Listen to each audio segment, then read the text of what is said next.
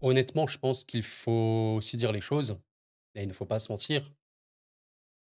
C'est pas bon, ça va pas et il faut, je pense aussi, redéfinir, nos attentes vis-à-vis de cette équipe de France. Bon, j'espère que vous allez bien. Je vous retrouve, pour une vidéo, j'allais dire un peu spéciale, pas spéciale, mais dans le contexte dans lequel je la tourne, c'est spécial parce que ce match-là, entre la Croatie et la France, c'est terminé et pour la première fois depuis la création de cette chaîne, je n'ai pas fait de débrief à la fin du match. Généralement, quand je fais un débrief, je le sais en avance, je vais parler de ce match-là. Là, je comptais parler de ce match, je l'ai pas fait. Je l'ai pas fait parce que la sensation de gâchis, de tristesse, elle m'envahit énormément, je pense, après ce match-là, pas que moi, comme beaucoup, parce que, c'est pas, récent, hein, c'est pas récent. Je vous laisse regarder à l'Euro. Alors OK, tu fais demi-finale, on parlera des résultats, notamment Didier Deschamps dans cette vidéo. OK, tu fais une demi-finale d'Euro, bon, après une campagne très médiocre, mais bon, au moins tu fais demi. On se souvient même, voilà, en 2022, juin 2022, ça fait quoi? Quasiment, 3 ans maintenant. En Ligue des Nations, sur les 6 matchs, bah, tu en as une seule de victoire contre l'Autriche. Sinon, tu as 2 matchs nuls, tu as 3 défaites. Oui, cette équipe de France ne va pas bien et cette, tristesse que je vous évoquais, bah, elle est très simple. Il y a des joyaux dans cette équipe. Il y a un effectif qui est vraiment ultra qualitatif. Je pense qu'énormément de sélections aimeraient avoir un tel effectif. Ça ne va pas et quand tu vois certains joueurs, même beaucoup de joueurs de cette équipe qui sont ultra performants en club et quand tu vois le rendement en équipe de France, en sélection nationale, c'est vraiment problématique. Alors, j'anticipe, certains commentaires: «Mais Koro, il faut pas être trop dur, c'est une trêve en mars, les joueurs se donnent pas à fond». On peut toujours trouver des circonstances atténuantes et je le répète aussi dans ces vidéos-là, je ne suis pas là pour attaquer, pour, faire porter le chapeau et cetera, pour trouver des coupables, mais simplement émettre des réflexions, essayer de se poser des questions, bah, pourquoi ça va pas, voire même ça va pas du tout sur certains aspects et ensemble on réfléchit. Je ne ferai jamais des vidéos pour attaquer et pour, je sais pas, limite harceler. Non, non, ce n'est pas du tout l'objectif. Évidemment que c'est des matchs de trêve, évidemment que la motivation joue, évidemment que certains joueurs ne jouent pas à fond. Bref, certes, mais il y a aussi le terrain. Et le terrain, à un moment, il ne trompe pas, ce sont des joueurs professionnels, ce sont aussi des gens avec un ego. Et croyez-moi que les joueurs de l'équipe de France ne rentrent pas sur le terrain en mode bon, on joue en mode vacances, on s'en fout quoi qu'il arrive, même si on perd, ça ne fait rien. Non, c'est des joueurs, peut-être encore plus que les supporters et les fans, ils veulent remporter des matchs. C'était extrêmement compliqué face à la Croatie. Alors ce match-là, là, je suis à froid, alors peut-être que j'aurais pas eu le même raisonnement à chaud, mais la première période, effectivement, fut ignoble. J'ai des images à vous montrer, hein, de ce match-là. Très peu de choses en première, dépassé dans tous les aspects du jeu. J'ai regardé des séquences à vous montrer. D'ailleurs, quelque chose qui est beaucoup revenu dans ce match-là, Dembélé, quasiment seul joueur au pressing, notamment parmi les offensifs et ça en dit long si vous voulez. Avant même de vous montrer les images, je pense que ce qu'il faut dire vis-à-vis de ce match-là, nous allons évidemment parler de ce milieu-là. Je vais même vous proposer une équipe que j'aimerais vraiment voir alignée, 11 titulaire que j'aimerais vraiment voir.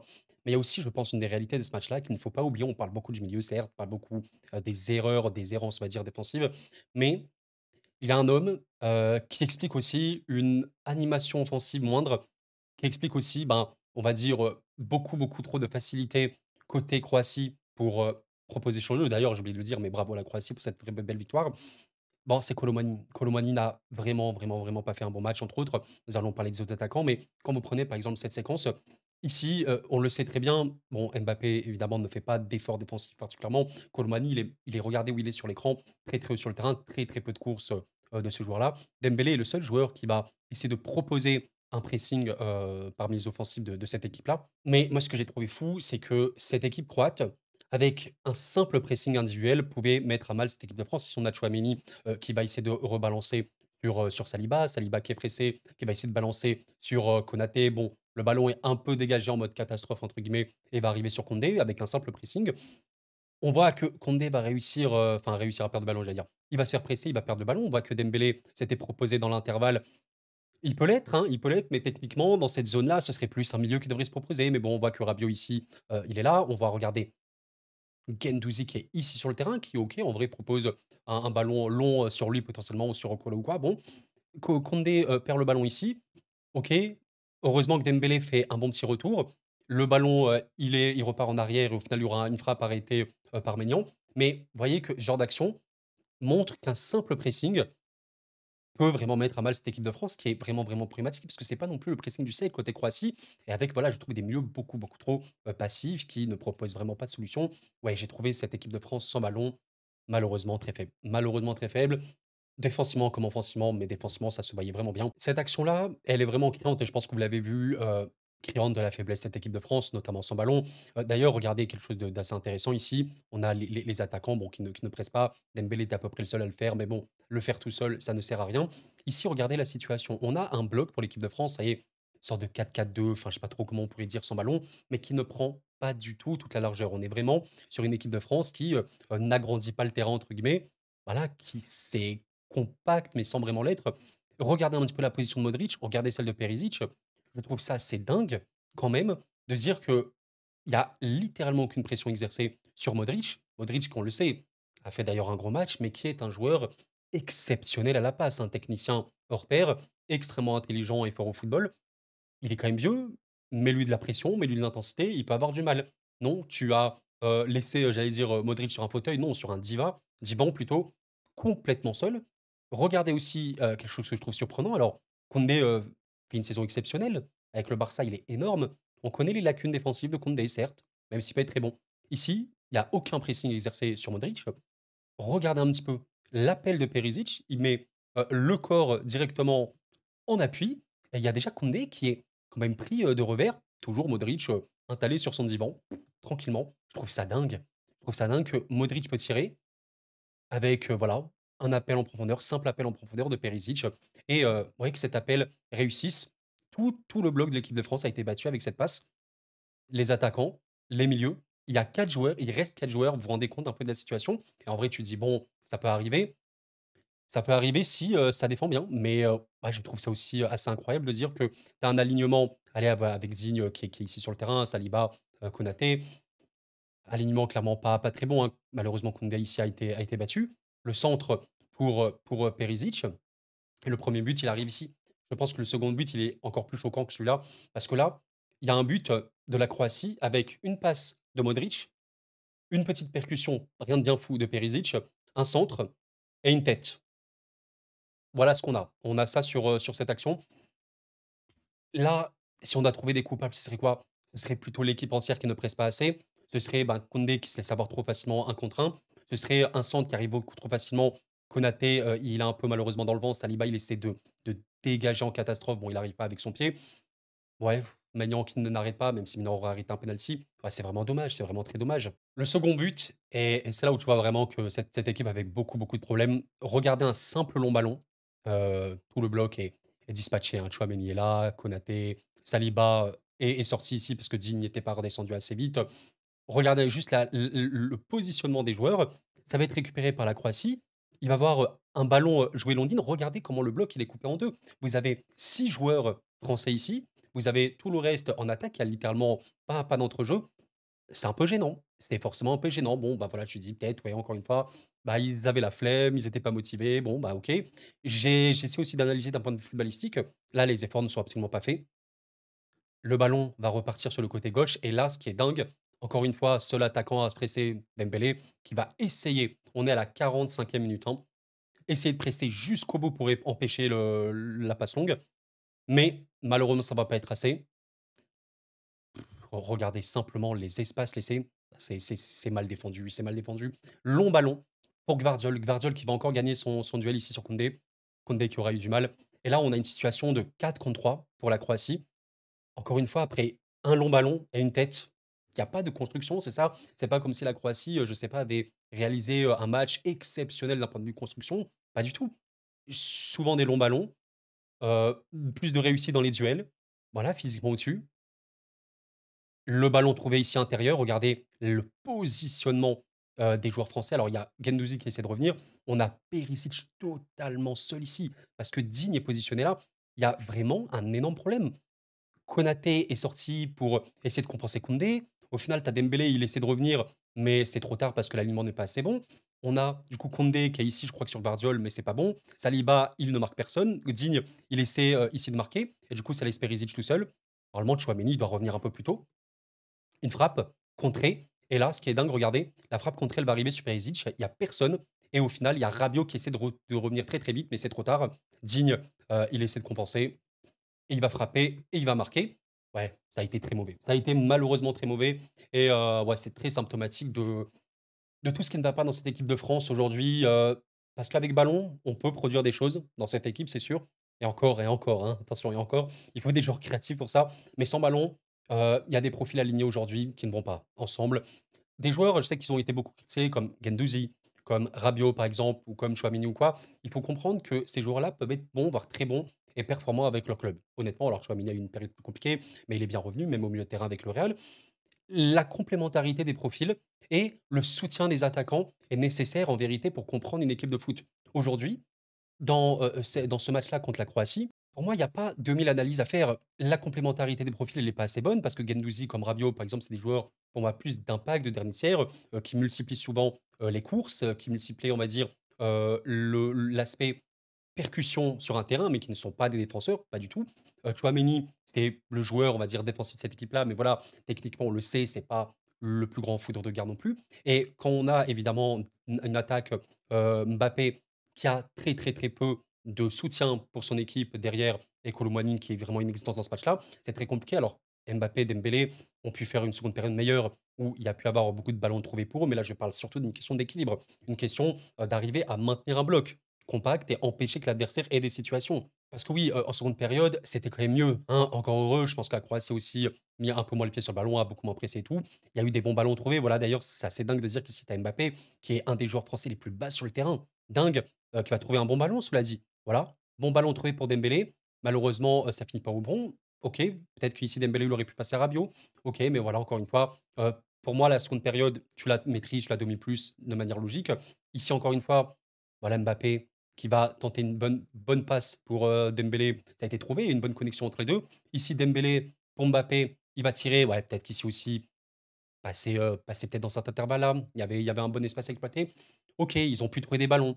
J'ai envie de te dire, encore heureux, quand tu connais la qualité de ces joueurs-là, quand tu sais que la Croatie, ne cherche plus trop à presser, encore heureux qu'il y ait une certaine connexion. Mais voir Mbappé aussi bas sur le terrain, ça en dit aussi long sur la qualité créative de cette équipe, qui a énormément manqué. Créative et percussion. Parce que la percussion dans ce match-là, allez, c'était Dembélé quand même sur un côté. À un moment, il y a eu, bah, regardez Barcola, d'ailleurs là, action de Digne. Digne qui n'a pas été, non plus le plus mauvais, hein. Honnêtement, Digne qui va trouver un bon ballon sur Barcola, la pression ici est battue. Normalement, c'est une des phases où, l'équipe de France est censée être très, très forte parce que Barcola, Mbappé, Dembélé, bon d'ailleurs, c'était l'attaque du PSG il y a, bah, la saison dernière, c'est très fort dans tout ce qui va être transition, attaque rapide. Barcola est rentré, OK, il va avoir un bon ballon, ici trouvé. Vous voyez la petite passe ici, juste ce qu'il faut pour Mbappé. Tu as beaucoup d'espace à aller chercher. C'est bien, c'est tranquille. Tu vas chercher Dembélé, tu peux percuter. Ici, Dembélé va tenter de frapper. OK, bon, tu peux le faire. Peut-être qu'il y avait d'autres possibilités, mais voilà, l'appel de Mbappé, peut-être qu'il aurait dû rester un peu en retrait. Peut-être que ça aurait pu être mieux fait, mais voilà, tu as des choses à exploiter et c'est ce qui a manqué aussi offensivement avec Kolo dans un premier temps. Pas de percussion, pas de vitesse, très, très, très peu de dribble et cetera dans ce match-là et voilà, peu de contrôle, on va dire, du match en première période, tout simplement. La percussion, on l'a vu en seconde. Ici, Koundé, encore une fois, la pression battue, du bloc croate, mais la Croatie, on le sait, n'est pas du tout une équipe qui défensivement est exceptionnelle. On le sait très bien et les Croates le savent encore mieux que nous. Koundé, pour Dembélé, il va chercher la percussion, il va réussir à rentrer voilà, quasiment dans cette, enfin, quasiment dans la surface adverse. Ici, c'est la plus grosse occasion, je pense, côté équipe de France. Dembélé fait un très bon ballon pour Mbappé. Bon, ici, c'est but. Honnêtement, ici, c'est but la plupart du temps. Il y a un très, très, très gros arrêt. Là, vraiment, il y a un arrêt de fou. Mais c'était la plus grosse situation. Et voilà, j'ai trouvé cette stat de l'équipe qui, je pense, en dit vraiment long. Croatie-France, Dembélé, Colomani, Mbappé jusqu'à la 64e minute. Il y a eu une passe, je ne sais pas si vous vous rendez compte, hein, échangée entre Colomani et Mbappé. Il y a eu 3 passes échangées entre Ousmane et Randall. Une passe en un peu plus d'une heure de jeu entre Kylian et Randall. Vous voyez qu'il y a un énorme problème. Donc, je vais pas tout jeter à l'eau. Je vais essayer d'être mesuré. Je vais essayer de me dire, bon, voilà, il faut essayer de progresser. Maintenant, il y a des joueurs comme Randall, que personnellement j'aime beaucoup, où il faut se poser des bonnes questions. Pourquoi Randall, il joue aujourd'hui en équipe de France? Je ne sais pas et c'est un bon joueur de football, il y a pas de problème là-dessus, mais dans quel système tu le fais jouer? Et c'est là où j'en veux un petit peu à Deschamps, si vous voulez. D'ailleurs, il évoque, il en a conscience, ça c'est vraiment un truc, il faut vous dire les gars, même si certains sont très, anti Deschamps et cetera machin, je peux comprendre, hein, qu'on soit peut-être plus fan de son jeu et cetera, mais il a conscience, voilà, quand il se dit notamment que la maîtrise technique a été trop laborieuse ce soir, c'est une vérité. Mais en même temps, les profils que tu alignes, selon lui, parce que j'ai écouté son interview, il disait que pour lui, il y avait quand même des profils où tu attendais ça d'eux, une qualité technique. OK, bah, je pense qu'il y a peut-être mieux. Encore une fois, quand tu vois ceci il y a quasiment 3 ans, quand tu vois ceci à l'Euro, ça commence à durer et j'en veux peut-être à Deschamps sur ça, le fait de ne pas avoir de lecture aujourd'hui. On n'a pas de vision. Aujourd'hui, je suis incapable et vraiment avec toute la bonne foi que j'ai, de vous dire comment joue cette équipe de France. Je ne sais pas quels sont les différents systèmes dans lesquels elle évolue. Je ne sais pas si tu es sur un 3-2-5 en phase de possession haute. Je ne sais pas si tu es dans un 4-2-3-1, j'en sais rien. Je ne connais pas l'équipe type, je ne connais pas l'effectif, je ne sais rien. Ce genre de match, c'est aussi le moment pour tester des choses. Alors, on va me dire: «Bah, écoute, Koro, il a testé, ce qu'il a testé contre la Croatie». Bon, je pense qu'il avait déjà testé et surtout, est-ce que c'est vraiment le mieux? Je ne sais pas. Je ne suis pas là pour donner de leçons à qui que ce soit et surtout pas un sélectionneur, un coach qui a énormément d'expérience dans le métier. Ceci est une compétition que je vous ai faite, que j'aurais énormément aimé voir. On peut, changer, hein, c'est pas parce que j'ai mis ça que c'est forcément, ça qui pourrait y être, mais des profils que j'aurais aimé voir comme Michael Olise. Olise actuellement, il est exceptionnel avec le Bayern. Sa data d'ailleurs le montre. Il a une data, verte, très, très verte sur énormément d'aspects et honnêtement, je pense qu'aujourd'hui, une attaque Olise, Dembélé, Mbappé, c'est quelque chose qui effraie toutes les équipes du monde et j'insiste là-dessus, toutes les équipes du monde. Mbappé, même si voilà, on peut le critiquer sur l'aspect, défensif et cetera, les efforts sur le terrain, oui, certes, c'est pas bon du tout, on le sait. Mbappé reste un joueur élite, offensivement parlant, parce qu'il est extrêmement dangereux. Dembélé, il est exceptionnel, on le sait très bien cette saison. Olise, il est exceptionnel avec le Bayern. J'aurais énormément aimé voir cette attaque et encore une fois, ne faites pas attention au positionnement, hein, ça peut être comme ça, en fonction du cours du jeu et cetera. Certes, j'aurais aussi aimé voir un entrejeu peut-être un peu plus complémentaire. Tchouaméni, Camavinga qui a un volume de jeu plus important, volume défensif plus important, qui, n'est pas non plus le mieux au Real Madrid, même s'il revient bien et on sait qu'un Camavinga en forme, ça reste un joueur de fou, mais il faut l'installer, il faut lui dire: «Tu es titulaire», il faut le faire progresser. Ça reste un des talents les plus importants, du foot, même si voilà, il peut stagner. Désiré Doué, alors ça, c'est mon petit kiff, ça peut être un autre joueur au milieu. En vérité, c'est encore une fois très, très, polyvalent. Ça peut vraiment changer, de système à tout moment dans le match. Voyez là sur le papier, vous voyez comme un 4-3-3. En phase offensive, on peut imaginer quelque chose comme ça. Complètement, voilà. Un truc comme ça, comme ce qu'on peut voir dans énormément d'équipes, OK. Un 3-2-5 avec, un des 2 latéraux qui va monter et rentrer dans la ligne de 5 offensive. Un truc comme ça m'aurait pas du tout choqué. Olysée qui rentre un peu plus intérieur, par exemple. Voilà, Olysée qui a un gros, gros volume défensif pour le coup, pour un attaquant. Désiré Doué un peu plus, sur l'aile. Voilà, Dembélé qui peut partir sur ce côté-là, ça peut dézonner énormément, il y a pas de problème. J'aurais aimé. Ouais, peut-être que je rêve un peu trop. Voilà, là, j'ai mis Théo Hernandez, ça peut être du Cadine ou quoi, c'est pas tant le sujet pour moi, encore une fois, c'est pas parce que tu as aligné cette compo que tu as perdu. C'est plutôt une question, de tactique, de projet de jeu et cetera, où il n'y a rien, où je ne comprends pas. Je ne comprends pas, même si oui, on peut toujours discuter, de ces profils-là comme je l'ai évoqué. Quand vous prenez, par exemple, Adrien Rabiot et Guendouzi, dans les faits, ce sont des joueurs qui peuvent se ressembler. En rose, vous avez Guendouzi et en bleu, vous avez, Rabiot. Rabiot comme Guendouzi font des saisons bonnes avec leur club. Rabiot est important pour l'OM. Guendouzi est vraiment, vraiment important pour la Lazio.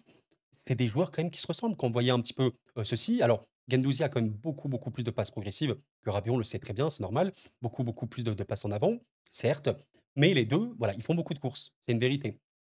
Les 2 ne sont clairement pas les plus actifs défensivement. Regardez action défensive, 23,9 pour, Guendouzi, ce qui est très, très peu. Il fait vraiment, vraiment peu d'efforts défensifs, sur un terrain. En tout cas, quand on dit peu d'efforts, c'est-à-dire c'est pas clairement un défenseur qui va jouer les duels et cetera. Rabiot, c'est à peine mieux. Bon, il faut pas s'étonner que ton équilibre soit pas bon, hein, c'est sûr et certain. Et là, d'ailleurs, je vous ai montré ça, sur cette compo-là, j'ai conscience que l'équilibre aussi, il est pas fou. Parce que c'est quand même des joueurs très, très offensifs, même si Camavinga et Tchouaméni, peut-être qu'en double pivot, ça peut être mieux. Peut-être aussi qu'il manque des certains profils au milieu, peut-être. D'ailleurs, on peut noter que, moi, je trouvais que Manu Koné avait fait une entrée plutôt OK, honnêtement. Bon, voilà, je ne sais pas trop honnêtement ce qu'il en est de cette équipe de France-là, honnêtement. N'hésitez, vraiment pas à me dire, hein, ce que vous en pensez de cette composition que je vous ai alignée, que j'aimerais vraiment voir. J'aimerais tellement, tellement voir ce 11 titulaire commencer et voilà, ce 11 là avec des mecs comme Guendouzi, comme Rabiot, comme Warren Zaïre-Emery et cetera, qui peuvent entrer en cours de jeu, qui sont des joueurs d'impact, moi ça m'intéresse plus, ça m'intéresse beaucoup plus. Parce que, admettons que tu dois remonter un score, admettons que tu dois mettre beaucoup de percussions, être important dans le dernier tiers, c'est des profils qui sont utiles. J'insiste là-dessus. Quand vous voyez Guendouzi, la passe, il est quand même bon, hein, vraiment, il est bon, sincèrement. Mais c'est le niveau de la conservation, et cetera, où il peut être un peu plus compliqué. La qualité du joueur dans le dernier tiers, elle est là. Il fait beaucoup de chevauchées, c'est un joueur de percussion. Rabiot, c'est à peu près la même. Voilà, Rabiot, il tire beaucoup d'ailleurs. C'est un joueur de dernier tiers. La passe, c'est plus compliqué, on le sait bien, mais voilà, possession progressive, les chevauchées dans le dernier tiers du terrain, et cetera, les touches dans la zone offensive, c'est ça.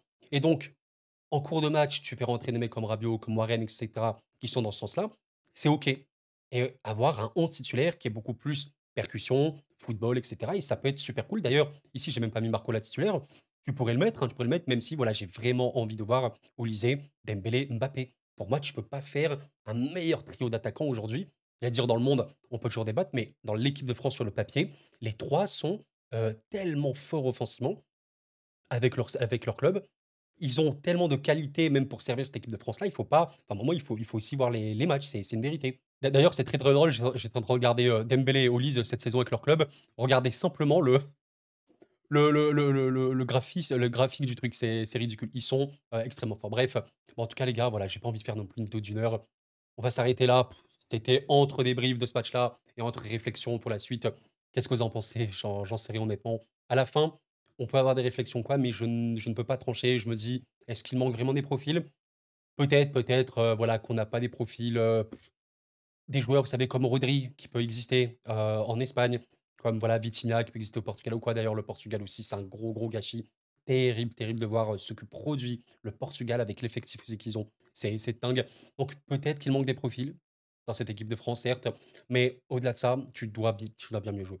Parce que tu as des joueurs de ballon. À un moment, je suis désolé, mais des mecs comme Olysée, comme Désiré Doué, comme Dembélé, comme Mbappé, même comme Théo Hernandez dans un point de vue offensif et cetera, comme Koundé, c'est des joueurs de ballon. À un moment, c'est des mecs de ballon, ils sont très, très forts au football. Qu'est-ce que tu avais sur le banc? Voilà, tu as quand même du banc, hein, tu as quand même du banc. Je pense qu'il y a peut-être aussi d'autres joueurs qui peuvent être appelés. On le sait bien, il y a le débat Cherki, il y a le débat Akliouche, et cetera, qui sont des créateurs. Bon, en soi, Doué est également un créateur. Peut-être qu'il manque des profils, mais c'est pas tout. C'est pas tout. Tu as des joueurs pour jouer à un très, très bon niveau.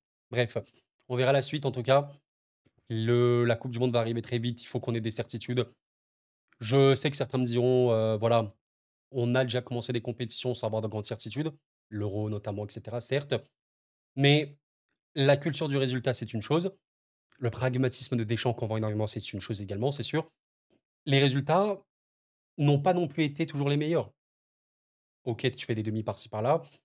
À la fin, tu gagnes pas. Une demi, c'est une demi alors. Bien sûr qu'une demi, c'est déjà exceptionnel. Mais je pense qu'on peut en attendre légitimement beaucoup plus de cette équipe.